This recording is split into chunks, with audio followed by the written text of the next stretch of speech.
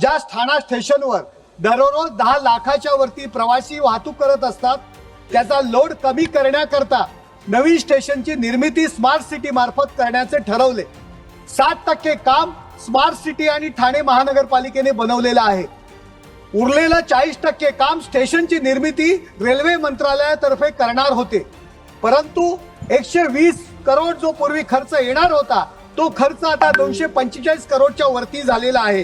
3 जुलै 2024 रोजी झालेल्या बैठकीत रेल्वे मंत्र्यांनी सदरचा खर्च रेल्वे मंत्रालय करेल असं फिक्स केलं आणि तसं जाहीर केलं, परंतु अद्यापही त्या संदर्भात खालती रेल्वे मंत्रालयाने रेल्वे मंत्र्यांच्या मार्फत खाली मेसेज दिलेला नाहीये। वारंवार ही मागणी मी सातत्याने करत आहे। धन्यवाद। जुलै 2025 मध्ये स्मार्ट सिटी कंपनी बंद झाली, त्यामुळे येणारा निधी आता बंद झालेला आहे।